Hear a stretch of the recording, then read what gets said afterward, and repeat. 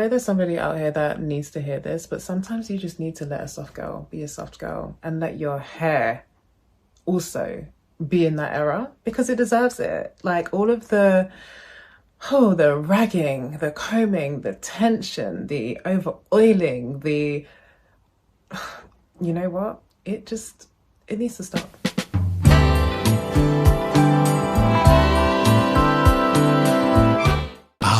Gather round, everyone. Let me tell you a story about a girl, a 4C girl, and not just any 4C girl, a 4C girlie who decided to stop fighting her hair and, wait for it, leave it the alone. This is Asha, and as she sits in her room, I can hear every thought she's thinking about her 4C hair, a typical Virgo. Hello again, guys. For those that do not know me, my name is Asha Tamia. This is my 75-day reset on me regrowing my alopecia using hair supplements. I've been noticing things that are subtly moving behind the scenes and in the background that no one usually talks about when regrowing hair or regrowing your alopecia. Usually people at this stage are looking for a before and after picture of how the hair regrowing session and process is going, but I'm going to fill you in on a little secret as to what's going on internally first. And you're probably watching me thinking, girl, I ain't taking no hair advice from you. Look at your hair. But let me tell you, this is the point. She didn't know it yet, but every strand was quietly plotting its comeback. But shh, don't tell anyone. It likes the quiet. The lazier I've been with my hair, the better it's behaving. And when I tell you that the previous video I had my straight backs in, I took those straight backs out like 2.5 weeks later because I was just like, I do not want to be putting any tension on my scalp. So new version of me was just like, get those out of your scalp. And new version of me is just like, mini braids, leave your hair the F alone. And points to me because I like looking cute. Who doesn't like looking cute? I mean, no one wants to be wandering around looking like, yeah. But I had to get real honest with myself. I'm not here for a glow up. I'm here to listen to my body and to treat my hair with the loving and kindness and nurturing it deserves. I'm no longer combating. It's a no. It's an absolute red flag. Sometimes you just need to let a soft girl be a soft girl and let your hair also be in that era because it deserves it. Like all of the ragging, the combing, the tension, the over oiling, it's really okay for us to like live in our softness. And if you needed any affirmation, this is it right now. You're more than okay to live in your softness, and so is your hair. Like your hair deserves it, you deserve it, your nervous system deserves it, and you're still going to be loved for who you are, not for what you look like. You know, you're still going to be a beautiful, wholesome being. We just need to say no to things that hurt us. And I think that also comes down to our hair. You know, I think sometimes we get into the habit of putting beauty standards first before we even think about how we're truly feeling and if we're truly hurting and is this damaging.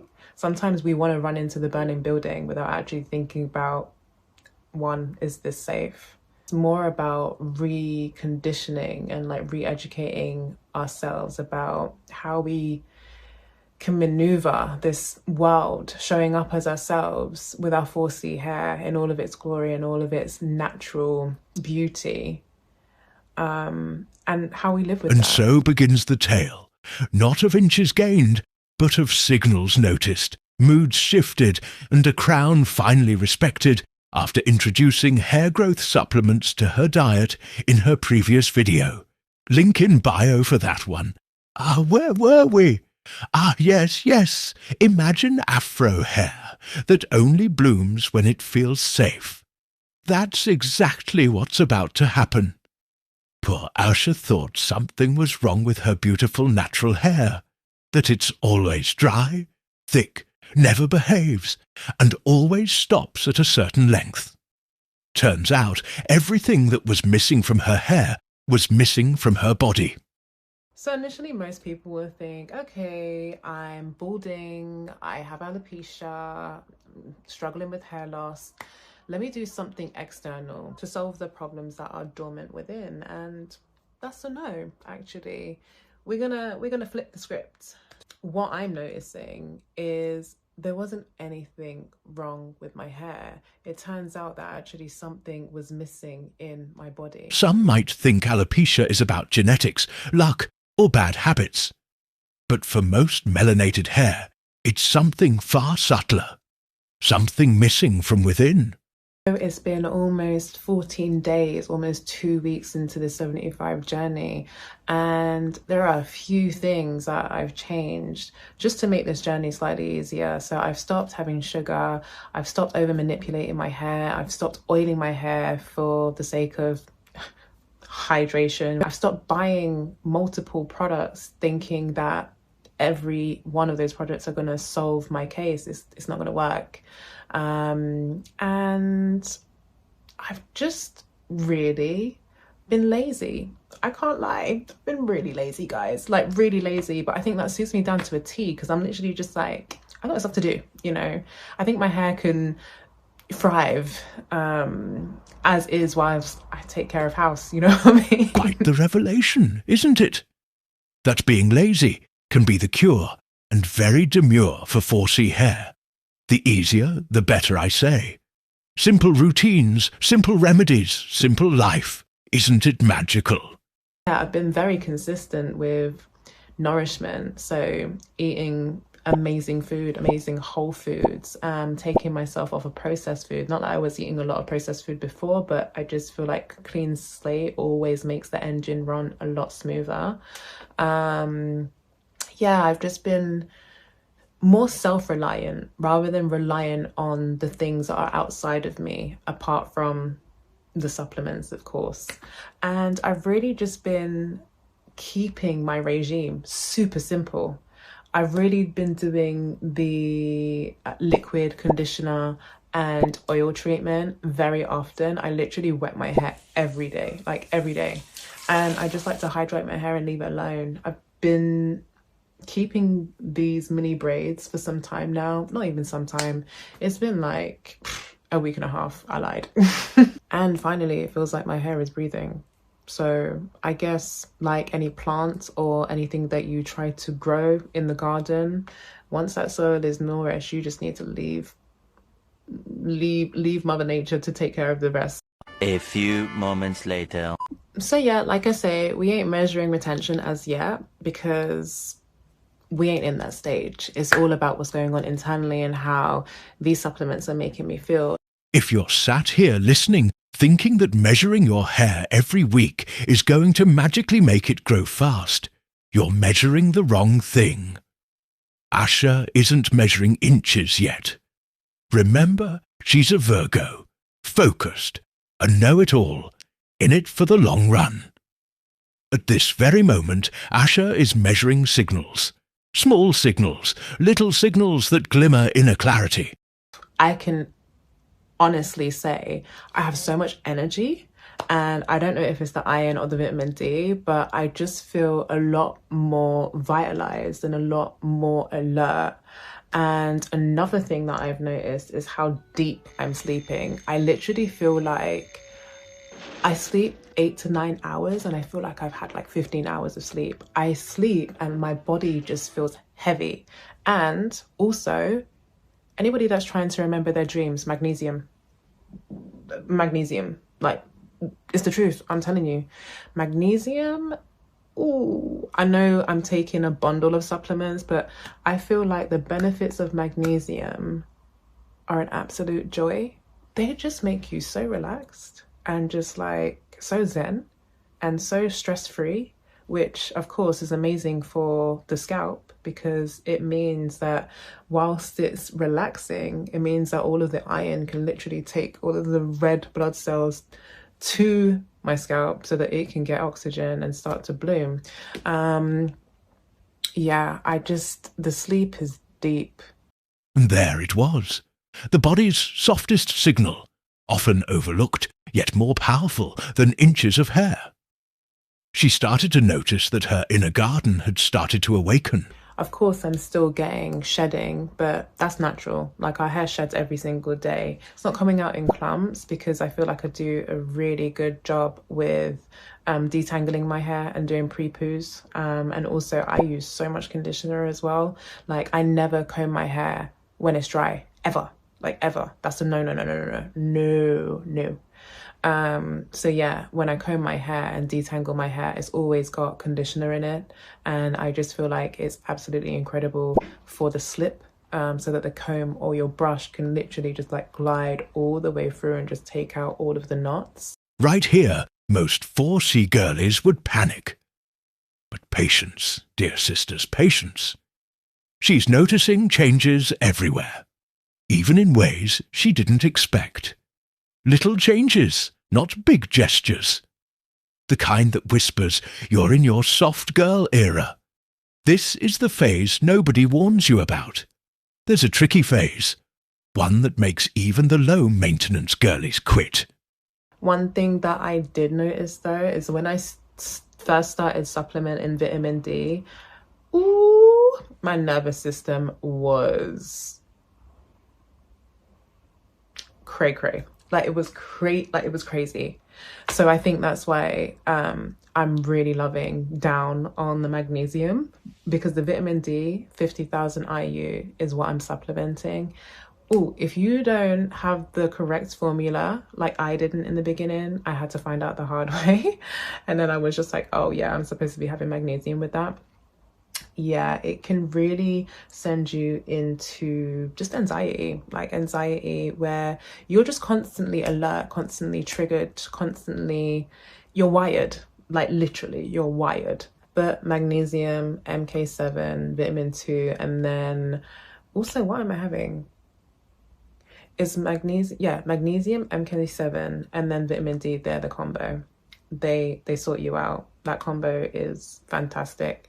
And then the other thing that I also noticed with iron is sometimes when I would supplement it in the morning on an empty tummy, it would make me nauseous. So just watch out for that if you are taking iron first thing in the morning. Can't speak. I supplement iron with breakfast. It's just better for me. It just works better for me. I must say I haven't really had any cravings. I've just had the real urge to cut sugar. And the reason why I do want to cut sugar is because that's the #1 key factor to inflammation. And I think also inflammation plays its role when it comes to people losing their hair big time. And I'm really trying to really just calm the inflammation that is in my system, especially when it comes down to my gut. I know previously I've had SIBO and I sometimes get gut irritations. I just want to be a little bit more careful around that, which is why I'm also doing like the whole correlation between resetting my gut and then also growing my hair, because those things are linked. Like nothing is separate from each other.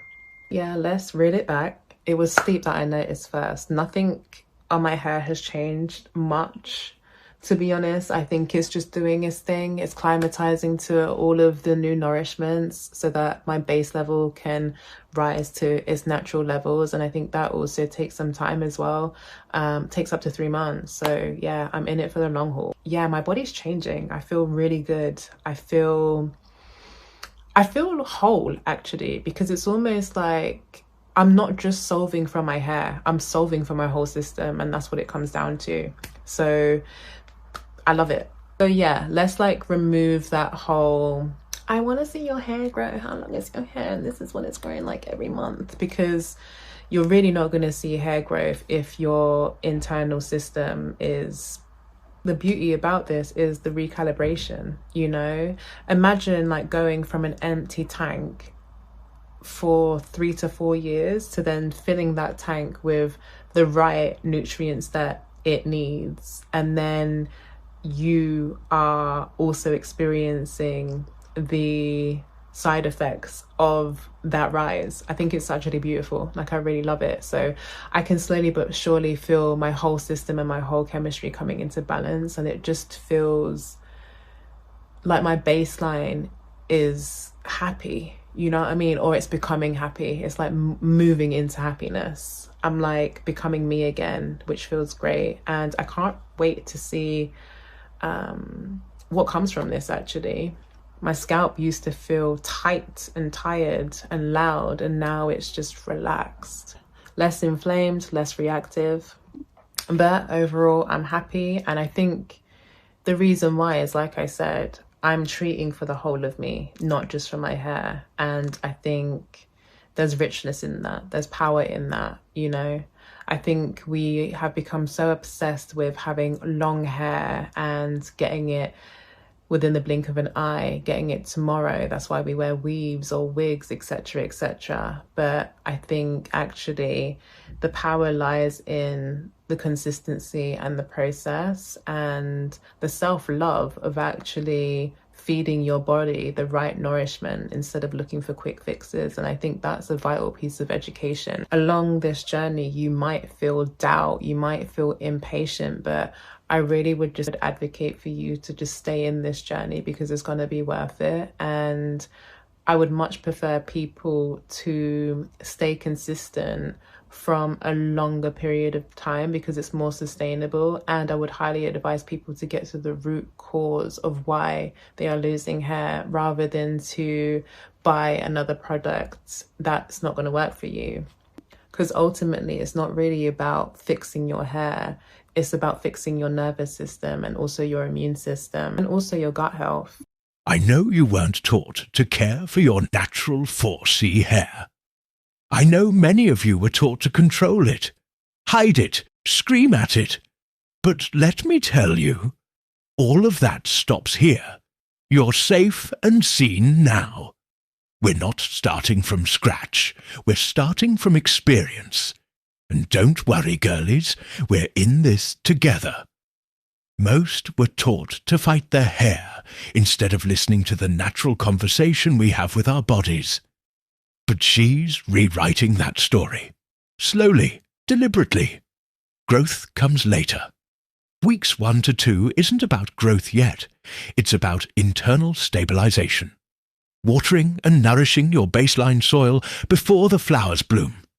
And so, for now, our little 4C angel sits quietly in her room, listening to her hair, feeling her body, noticing the whispers of change.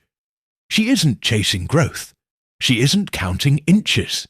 She's learning the language of patience, of care, of respect, of safety.